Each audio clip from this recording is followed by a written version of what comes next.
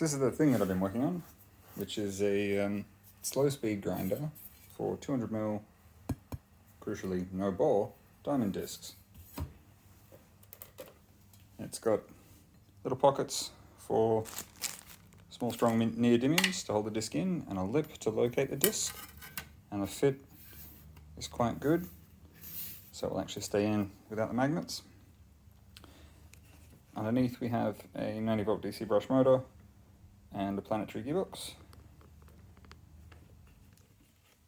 and that's it running at 3V. Now in the final version I'll have a little Hall effect picking up the magnets going past in an Arduino, doing PWM speed control, so it'll maintain speed rather than just setting a voltage.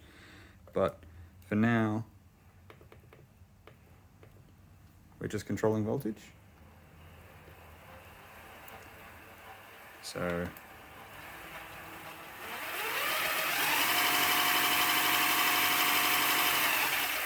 that was up to about a third speed. So it's also a fast speed grinder. Slow speed grinding is good for carbide because it's less likely to shatter, very localized shattering and microfractures when you're sharpening carbide stuff. Plus, with heavier grit diamond in other materials, if it's moving too fast, the diamonds can't take a huge bite. So it becomes a bit of a inefficient system. Spent ages chasing runout on the platter, and getting using crazy setups and machined in situ expanding mandrels and all this other stuff before I realized the source of my runout was something dumb. So let me start taking it apart and I'll walk you through what the dumb was. So there's a shaft collar between the two, and there's a little access hole that I use as a shaft lock to allow me to loosen it. So M16 fine, washer for the thrust bearing, and precision shoulder that mates to this 30mm case hardened precision shaft with a boss and thread. Big thrust bearing, washer pack, another precision surface. Pause the video and take it apart a little further. Just some counterboard M5s holding the top on. To another precision surface.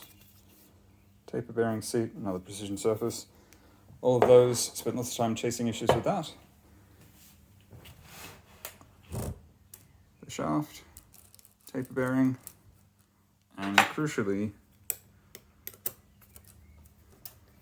the preload bolt, which will make sense in a second.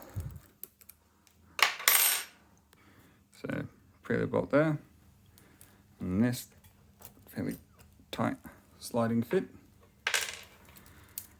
So this is a piece of 30mm case hardened shaft, as I mentioned. I bored it out.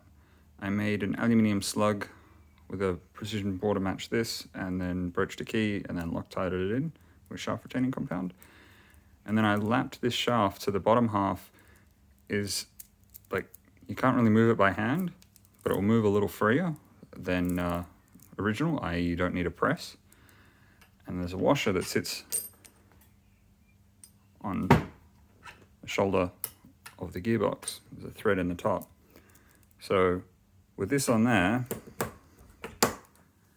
and the disc hard on this shoulder, and the body in between with the thrust bearing and the taper bearing, when you tighten that bolt, you're actually pulling this washer up, which pulls the taper bearing up the shaft, or pulls the shaft down, depending on your perspective, and preloads the whole lot.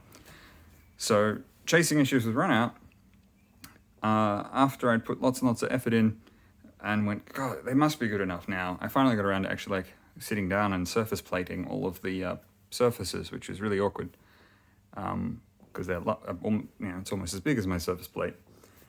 And I realized that I'd gotten all of the target sort of faces within 10 micron of parallel or square. I'm like, well, that's good enough. What's the issue? Turns out that the original bolt that I was using for preload was too long and was bottoming out in the gearbox shaft.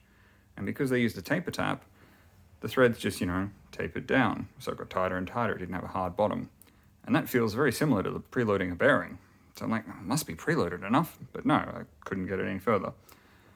Once I put a shortened bolt in, all of a sudden everything ran true. So that was a lot of time wasted chasing my tail, but the result is it's very nice. Next thing to do is make these a little longer, because I don't want these to be contributing to the preload, and then make a housing for it.